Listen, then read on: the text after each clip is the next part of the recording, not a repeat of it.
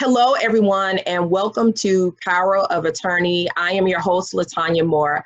I am super excited to have with me today Miss Allison Williams. She is the law firm mentor.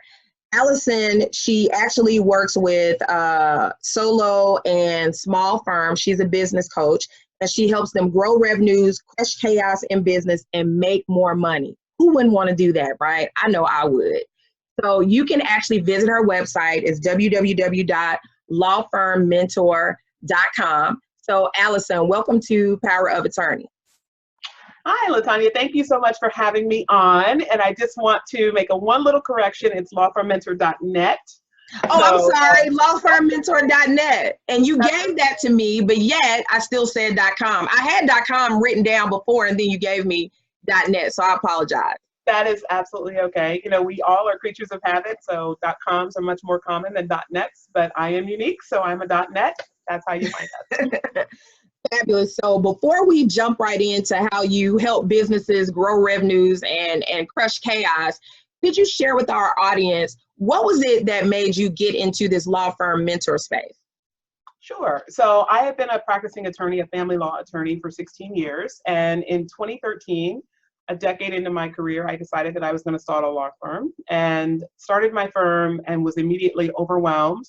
Had a near-death experience when I fell asleep after the 7th or 8th 90-hour work week and realized that I was either going to have to get rid of this law firm before it killed me or I was going to have to get control of it. So I chose the latter.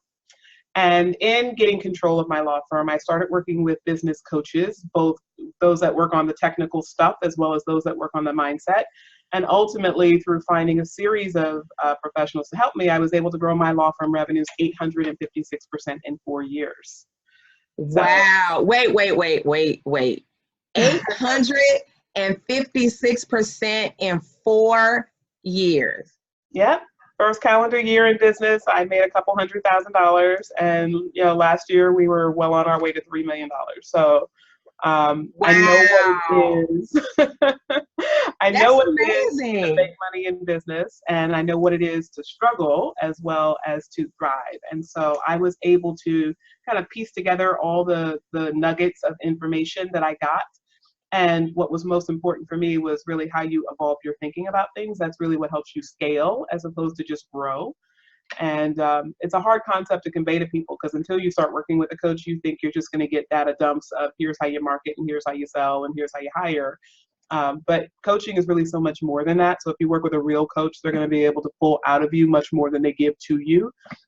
It's all within you, and we help you to optimize that. So that became a love of mine when I started to really understand the coaching industry, and through the love of it, I studied it, and here I am.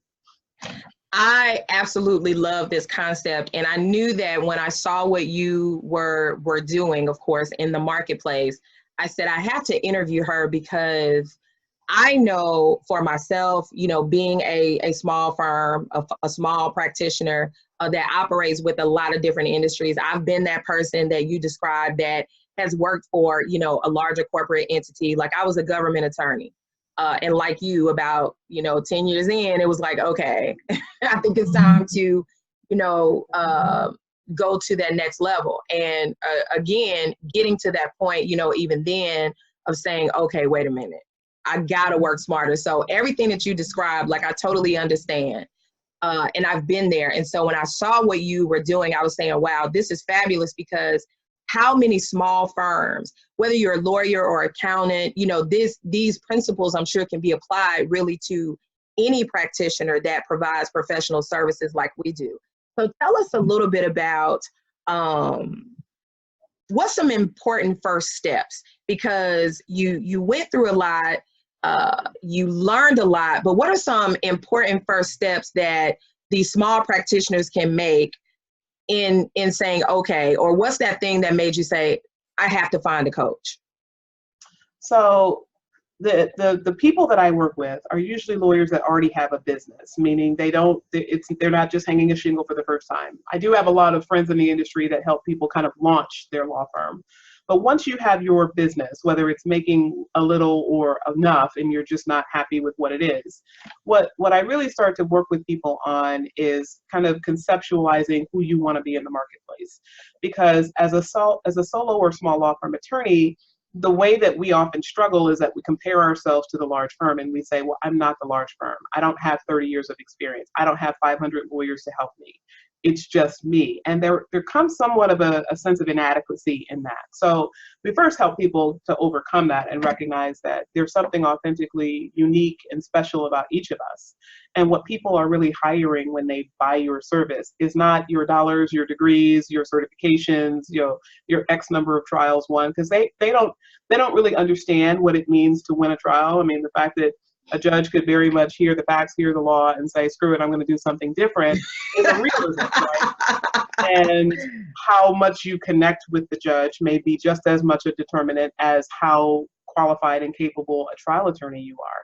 And so what the marketplace really buys, the same way that all of us as humans buy, is we really connect on our emotional plane, and then we rationalize on our intellectual plane.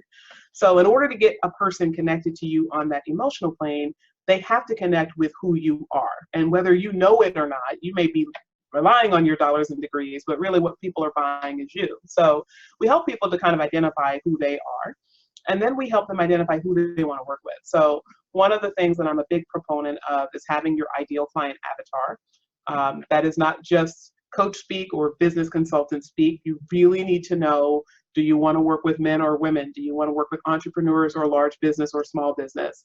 Do you want people that are in your immediate region or further out? And then who is the kind of person that really would consume your service from a more granular psychological standpoint, i.e. psychographics? Right? So are these people, the kind of people that are conservative versus moderate versus liberal? Are they the kind of people that are politically active or not? Are they religious or not? Are they, engaged in hobbies? Are they very family oriented? Or are they the kind of people that are much more, self and individualized people?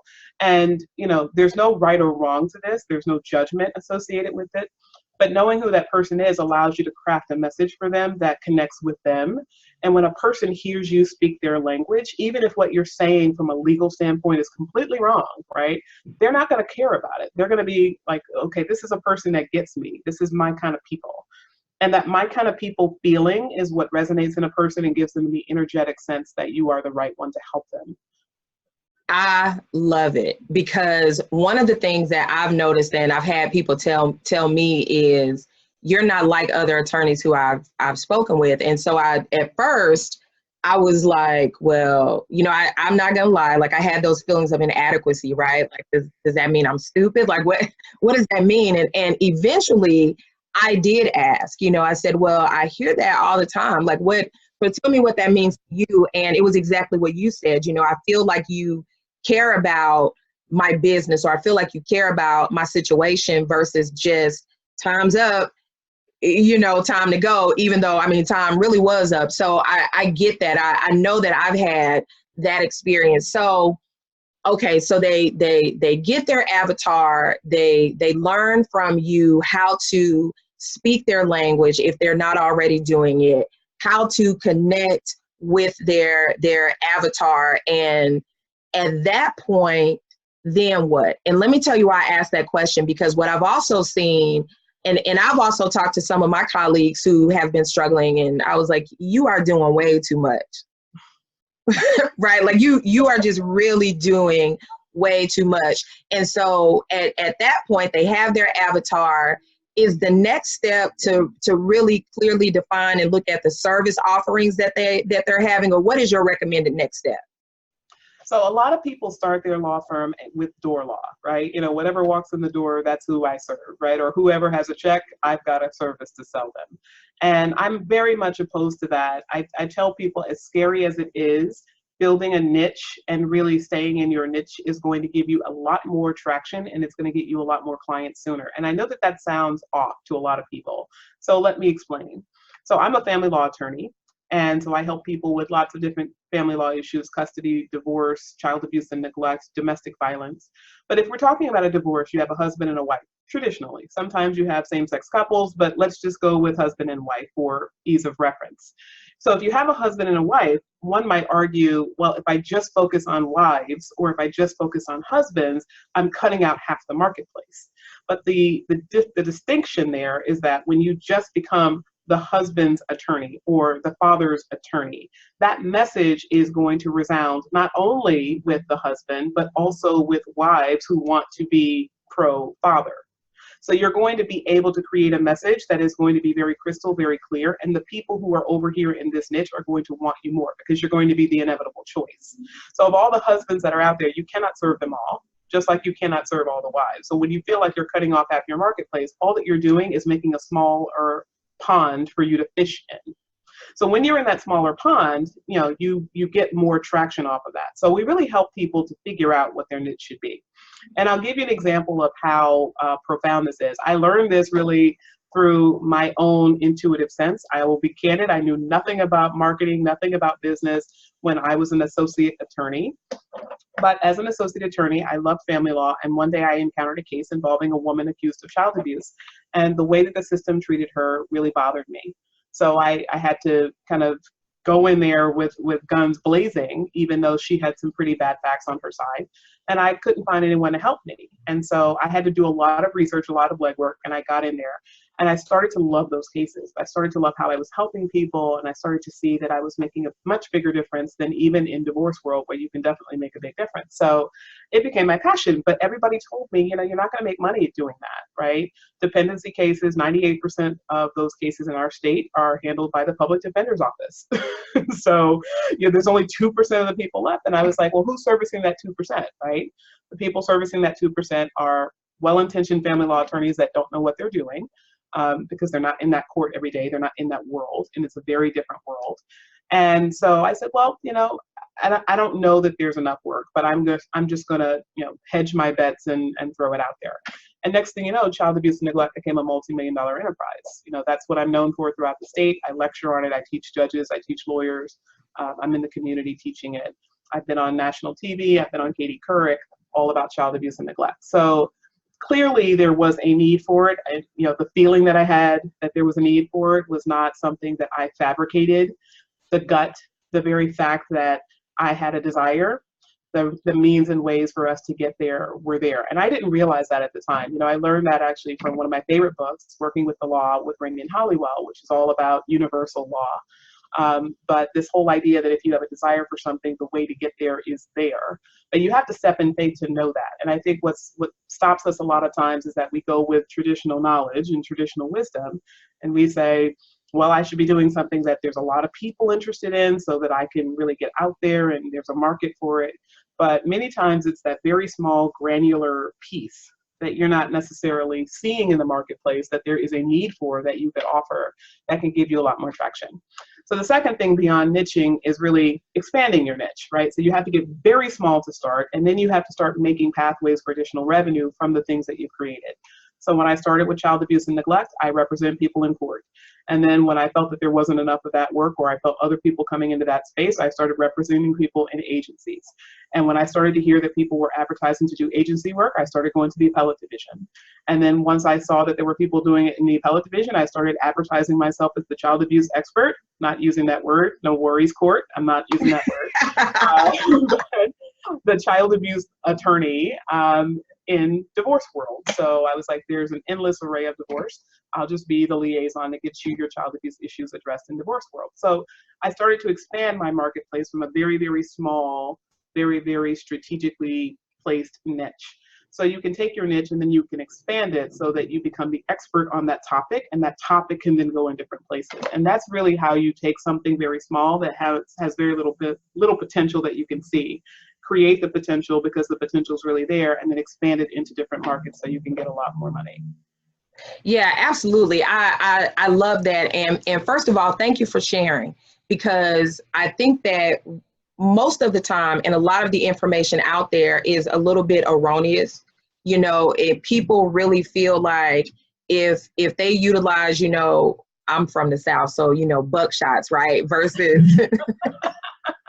Versus sniper shots, and not being, laser focused, they really feel like, well, something's going to hit and I'm going to make a lot of money. But the other thing too is, you know, certainly for those of us that understand, you know, our passion, our purpose is in us. We carry it around every day. It's that thing, you know, like you were mentioning, that you're like, yes, you get very excited about, but you hear those other stimuli that say, nobody's doing that. You can't make any money. You can't do this. Or what happens is, and then most people look at the marketplace. Very few people would have said, well, who's servicing the 2%, and still went after it. They would have said, well, yeah, that's right. 2%, that's not a lot. But if you look beyond the statistics and you look at the numbers, and like you said, and you pull it down to your area that you're going to service, it still is going to be too many people for you to service on your own, right? The demand is going to far outweigh the supply. And so I definitely want to thank you for sharing that part, because I really believe that that's what a lot of people miss. Have you noticed that in your practice, that is really like part of the one thing that people miss? I think people miss that. I also think that people spend so much time on the how. You know, the how is always the, you know, which marketing company should I hire, and how much should I spend on my pay-per-click or SEO, and what should I do with my website? And all of those things matter to some degree, okay? I'm not going to say that they're irrelevant, but we focus on those small things because we don't want to do the big things that we feel and know intuitively will get us more traction. And that really is putting ourselves out there. So a lot of people really struggle with just coming out right and asking for business. Like, you know, many times I'll ask people, my personal favorite is I'll go online in Facebook groups and I'll say, I need a family law attorney in you know, Arizona, in Pima County, Arizona. Names, contact information, and details, please. And I'll just get names. And then I'll say, details, please. And the person will finally say, oh, I'm here to help. Here's my name and contact information. And then I have to follow up again and say, well, why should I choose you over someone else? Like, you know, make yourself an asset to me. Like, I'm offering you a client on a silver platter. Tell me what's important about you. Tell me why you should get the case. And people don't do that. It's almost like our profession as lawyers, and in many other professional services areas, but particularly with lawyers, you know, we kind of get this message drilled into us. There's being a professional, and then there's being a business person, and you can't be both. And so we kind of think that we're bastardizing our professionalism if we offer ourselves up and specifically ask for business. But what I tell people is, you know, if you're good at what you do, then you're doing a disservice to the world by holding that back. So why would you ever choose to do that? And I think that, again, comes from that inner broken place, that fear that as soon as I offer myself, someone could say no. Someone could say, I don't want that. Someone could say, that's not for me. And if you understand not to take that personally, you know, one of the great resources I have for that is Don Miguel Ruiz, The 4 Agreements. One of the 4 agreements is not to take anything personally, whether it's a compliment or an insult. That's not about you. That's about the person delivering it. When you start to understand that, then getting all those no's means nothing. Those no's are just your gateway to the next yes. I love it. So I know that you have a fabulous giveaway for our audience. Tell us a little bit about what that is and how can they get it? Sure. So as I mentioned earlier, I think you really have to be clear on who you serve, and you do that through what's referred to as a client avatar. And so I created a worksheet for you that actually goes into the 3 categories of information that you need for your client avatar. You need to know demographics about them, you know, their age, their race, their gender. You need to know geographics, where they can be found, not just where they live, but where they are. And then finally, psychographics, those deeper level areas such as political affiliation, religious beliefs, etc. So I created a worksheet for that. You can get that at my website at a specific link. So it's lawfirmmentor.net/avatar. That's AV as in Victor, ATAR. Again, lawfirmmentor.net/avatar. And there you can download absolutely free of charge the worksheet and a description of how to use it so that you can start to create your ideal client avatar. So basically, the work has been done. You just need to go to the website, lawfirmmentor.net/avatar. Before we let you go, Allison, are there any parting words or just some food for thought that you'd like to leave with our audience today? So I guess I would say to everyone out there that, you know, it is very scary to be the sole person responsible for other people's livelihoods and for your own livelihood. So being a solo or small law firm attorney is not for the faint of heart. I give you kudos for owning your firm, but if you really want to create more from your firm, just understand that taking that little piece of information out there and stair-stepping it a little bit forward is not going to get you where you want to go. And because it is so hard to be a lawyer and a business person, and you put them together in a solo and small law firm environment, you're not going to ultimately feel enough traction. You're going to get tired. And I see a lot of lawyers either give up their firms or give up the hustle and say, you know, I can't do this anymore, because you're not growing fast enough, because you're not getting enough out of your efforts. But instead of working harder, working smarter is definitely a way that can get you a lot more traction a lot sooner. And that doesn't come from the stuff. It doesn't come from more marketing or figuring out the next sales technique or hiring the next person. It really comes from shifting your mindset. And that's something that I help people to do all the time. So if you want free information about that, I give away a lot of free information in my Facebook group. You can find us on Facebook at Law Firm Mentor Movement. And there we interview experts. We talk about not just mindset, but we also do talk about tactical. And we have a very engaged community of over 700 lawyers where we talk about the stuff of being a solo and small law firm attorney. It can provide you support if you're just starting out. If you have a $1 million law firm, I do have some of my $1 million law firm clients in that community, and all things in between. So it's a great universe for you to be able to change the way that you're doing things. And hopefully at some point you can make the commitment to step forward and do a lot more for your life. Awesome. Well, Allison, thank you so much for being with us here today. I, again, am encouraging the audience to reach out to you. I know that law firm is your niche, but certainly you can point them in the right direction if there are other solo professionals. I know there are some quasi-legal folks now with everything else that's going on. They're encroaching into our territory. But I know that they could still benefit, though, from what you have to offer. So, again, thank you so much for being with us on Power of Attorney. You're very welcome. Thank you so much for having me. Everyone have a great day. So awesome, guys. Listen, don't forget, make sure that you follow Power of Attorney. You're watching on Amazon Fire TV. You can also follow us on the Real Perspectives or subscribe to the Real Perspectives TV YouTube channel where you can become a member. So again, go to our Facebook page and like the page. And so until next time, guys, have a great day.